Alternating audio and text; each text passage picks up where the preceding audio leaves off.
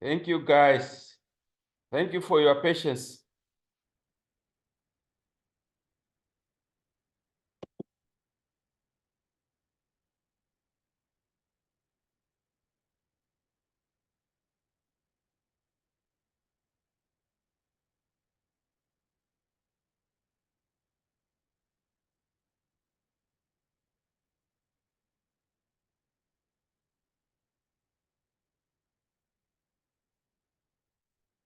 So, can you hear me all? Yes, we can hear you. Good.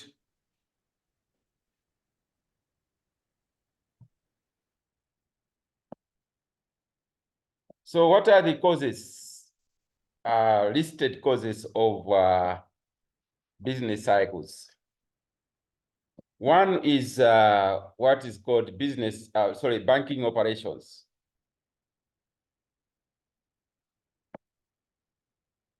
Banking operations can affect investment.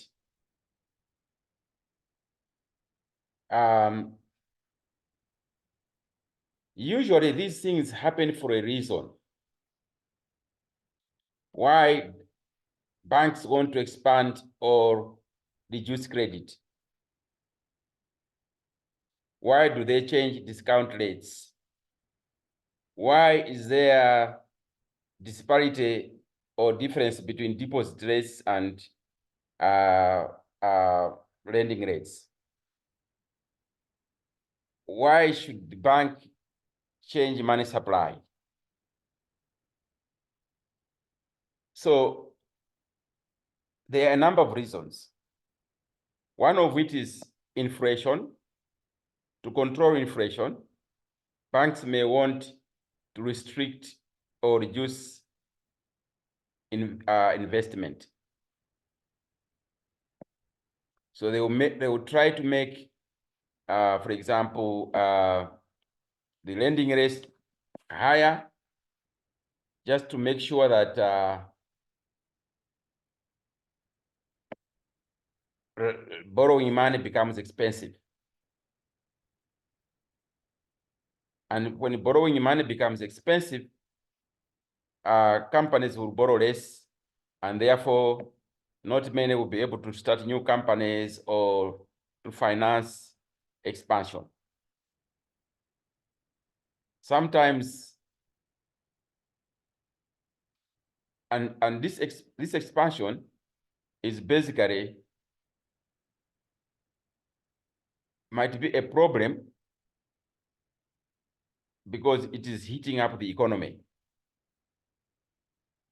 It's heating up the economy in the sense that these companies are responding to demand. And therefore, they want to produce more and more. But mind you, they are responding to increase in prices. They are responding to inflation.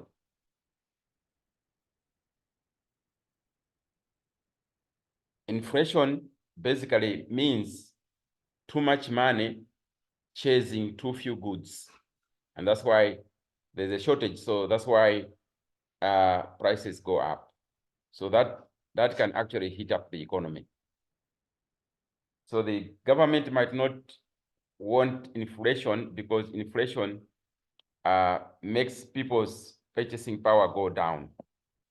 It makes the standard of living go down. Your purchasing power becomes low or depleted. The salary increases do not match the increases in goods and services out there. So governments become unpopular. So they try to do something. So they will liaise with the central bank to see if they can control the money supply. So these are some of these are monetary policy issues at play here, and they can induce these cyclical or cycles. They can induce a cycle.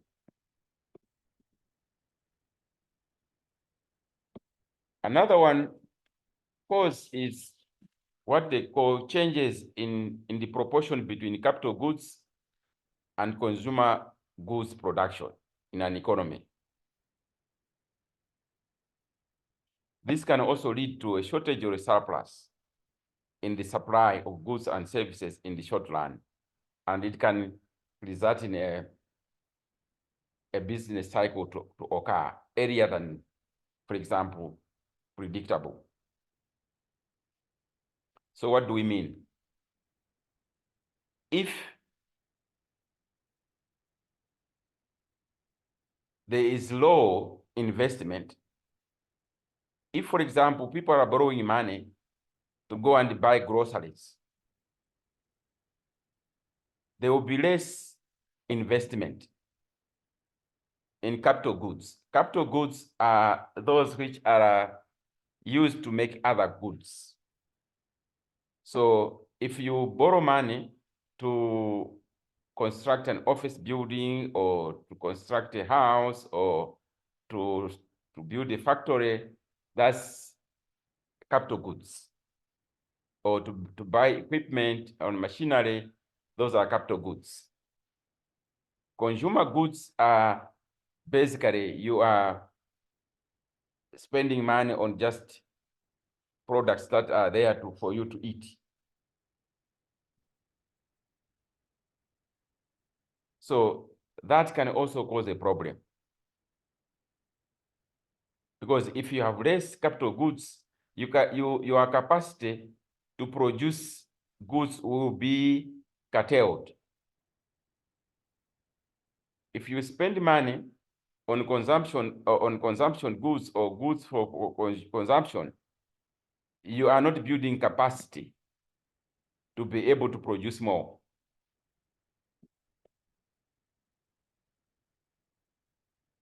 Okay?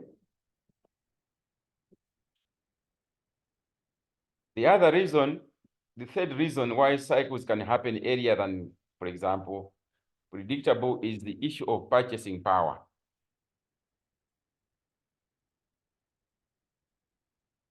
So if you have a lot of money and yet the market doesn't supply the things that you want to spend money on, it will create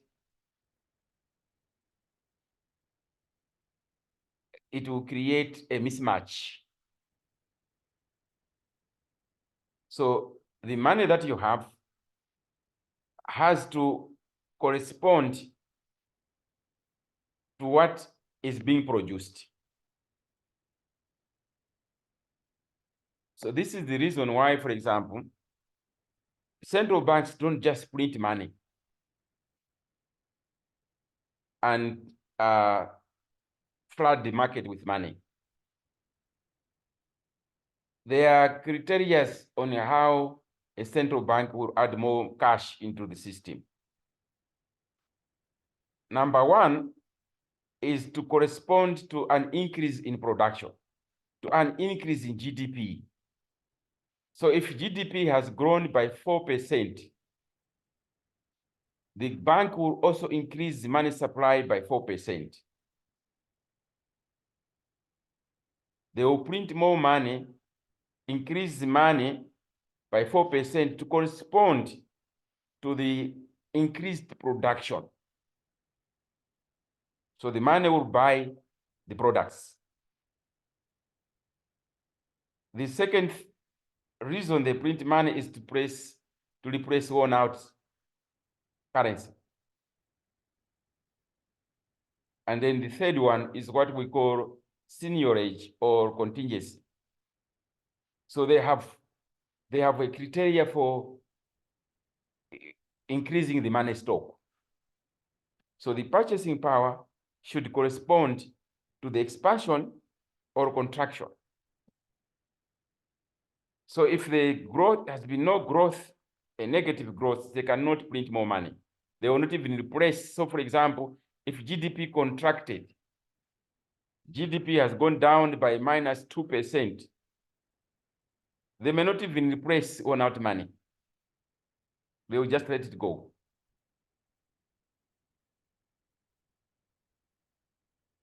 So there must be adjustments in terms of purchasing power and production.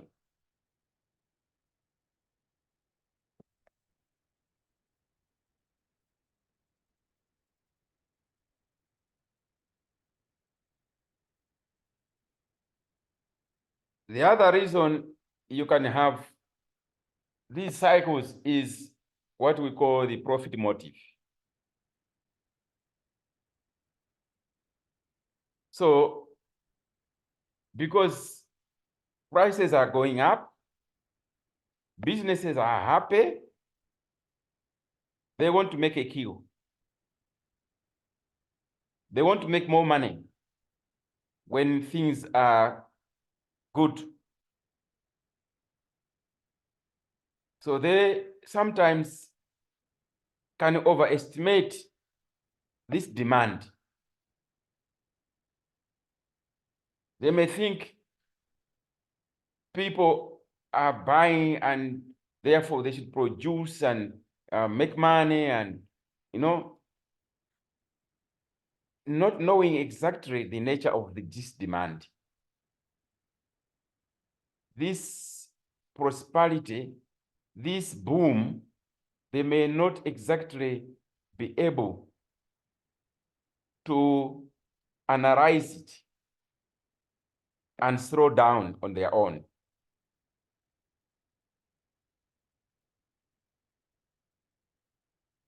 So they will expand sometimes too much,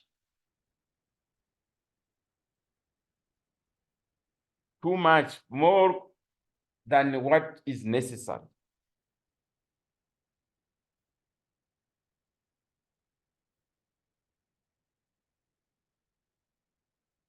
And the same thing happens when the demand seems to be low, prices are starting to going down, they start reducing production.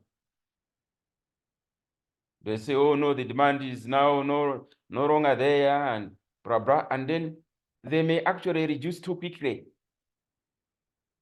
or reduce too much.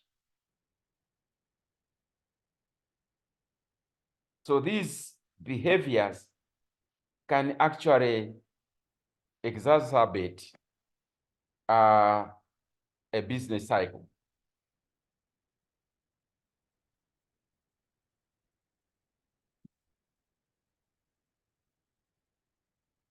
The other one, number 5, is human psychology.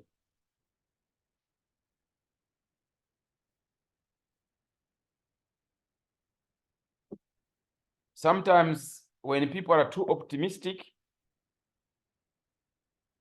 the end result is pessimism.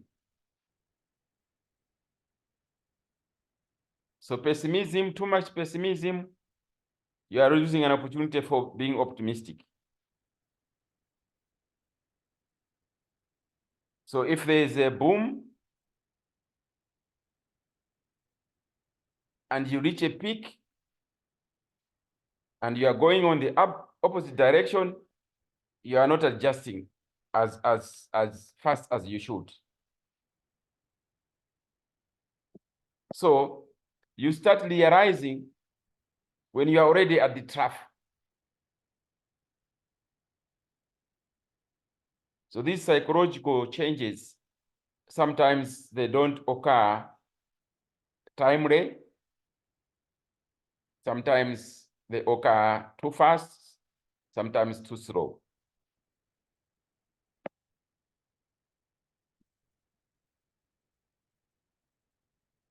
And then very similar to our situation in Malawi is the issue of weather patterns. This one, I'm sure you are quite aware of, that in Malawi, when you have had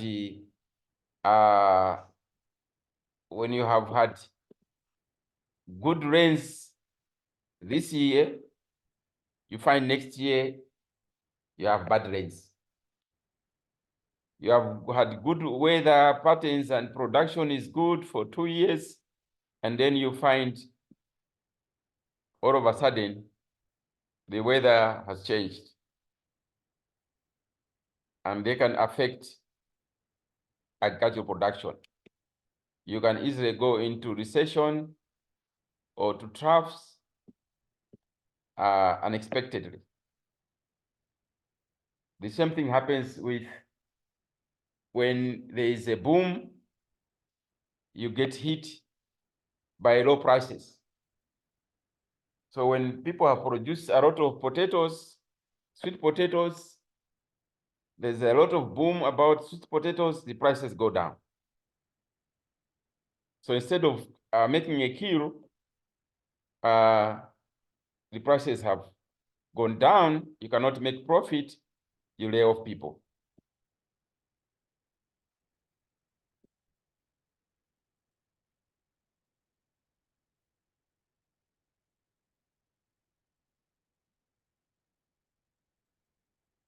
Okay.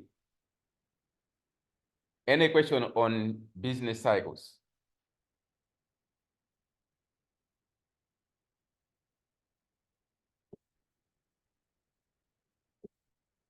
Have you understood the causes? I wanted to.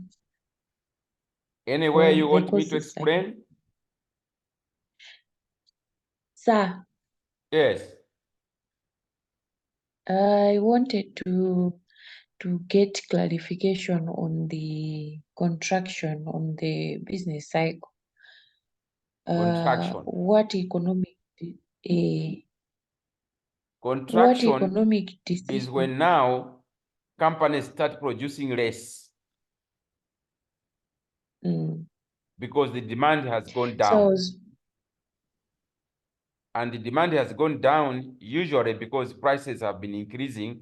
A lot of people cannot buy, cannot afford to buy a lot of things. So the warehouses are full because you remember, when companies produce, they produce in a factory and then send to the market. And in the market, when their things are not selling, it means new orders are not coming to the factories. So the factory will start shutting down. If it had double shifts, it would now shut down to one shift. So it's actually contracting. It's downsizing because the market out there is not good.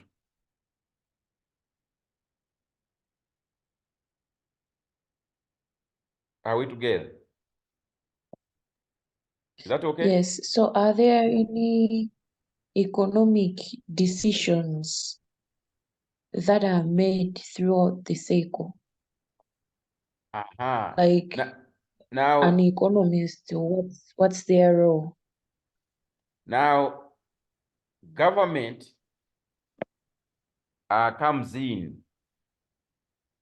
Remember, when companies are contracting, it means they are downscaling their production. When they are downscaling their production, they are laying off people, and that causes unemployment. Now, no government wants that. The economic policies now will be to deal with this unemployment. Now, there are two ways. There are two economic decisions that can be made. One is through what we call fiscal policy. Fiscal policy means how government finds money and how government spends money. That is called fiscal. And then the other tool, China, is monetary policy. Monetary policy is dealing with supply of money, volume of money in the system. So when there's a contraction, government and policymakers, economists at government and Reserve Bank will try to introduce what we call an expansionary monetary policy or expansionary fiscal policy. And usually the two should marry each other. One of the problems I note in Malawi is that sometimes monetary policy is not talking to fiscal policy, or fiscal policy is not talking to monetary policy. There is disjoint. Now, what is supposed to happen when there's a contraction? Government has to institute with Reserve Bank an expansionary to expand the market, because the economy is contracting. So they have to do the opposite. They have to implement policies, programs to expand the market. Now, to expand the market, when there is contraction, there is unemployment, the fiscal policy, number one, on the government side, government fiscal policy is about how government finds money and how it spends money. How does government find the money? Through taxes. That's how it finds money to run its programs. So what does tax do to you and me? When you are employed, what you take home is disposable income, income after tax. Your disposable income determines your purchasing power. Your net salary is what you spend at the market, at ShopRite. Your net salary, which is after tax. So what will government do? They will try to make sure you spend more. You have the power to spend more. So what they will do is they will reduce the tax so that you take home more money. And that's a fiscal decision. So the government can forego this thing of finding money through taxes. They can try to reduce the tax rate that they are charging you. So you have more money. So you can buy more. Once you buy more, I buy more, Diana buys more, Miriam buys more, everybody buys more, the companies will be happy. They will now start employing people to meet the demand that is coming from us. Number two, on the fiscal policy, what they can do is to make sure they start new projects so they can employ more people. These people have been laid off by companies because they are contracting. Government can try to start new projects, many new projects, so the economy can start expanding again. That's on fiscal side. On the monetary side, the Reserve Bank must come in to reduce interest rates. So once they reduce interest rates, companies now become happy because it's now cheaper to borrow money. So now they can go and borrow money and start new projects.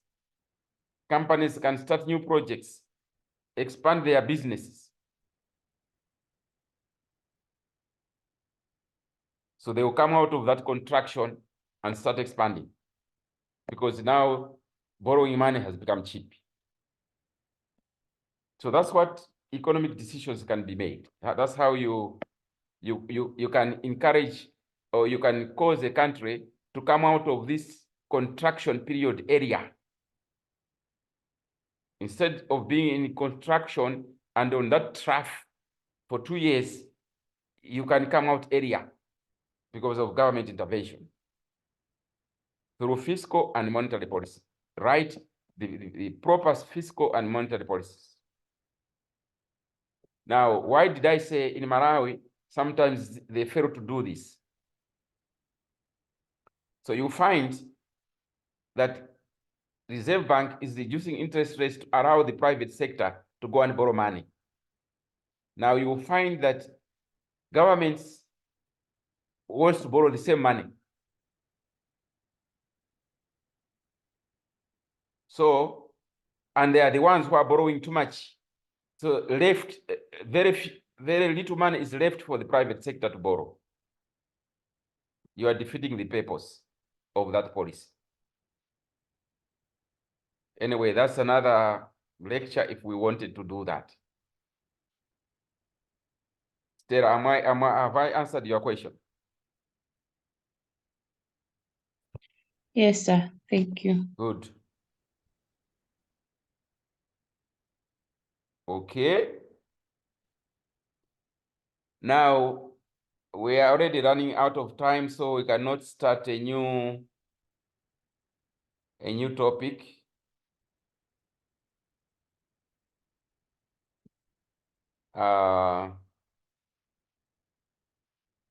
We will probably stop here. The new topic was going to be inflation. We are going to talk more about inflation. If we have time, we may meet again on Zoom. But I'm hoping that I'll be well enough next Saturday to meet in person. The problem is that we don't have enough time before you go for break and exams. So I may require that we do another Zoom so that on Saturday we do areas of study. We go through what to expect in the exam. So it's up to you guys when you'll be free during the week, when we can do one or more topics so that we cross, and then on Saturday, we do areas of study for your exam.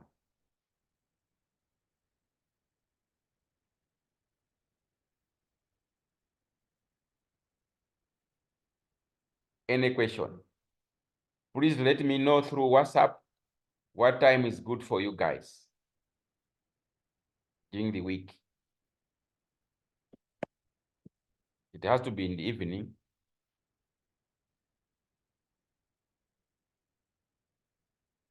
Good. So have a blessed night. See you soon on our WhatsApp group. Thank you. Yeah.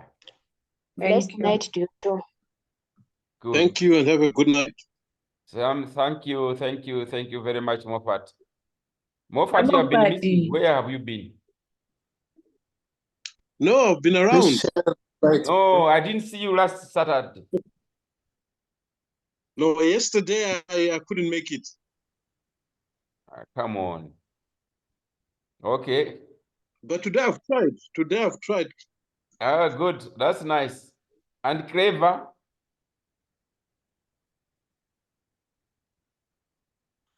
I didn't see you yesterday. Were you there yesterday? Yeah, I did join. You From didn't join. Naduka. I did. I'm keeping a record of attendance, so you can't lie to me when we meet next Saturday. So anyway, choose a date and time during the week so we can finish off. Good. So bye for now. Share the slide as well.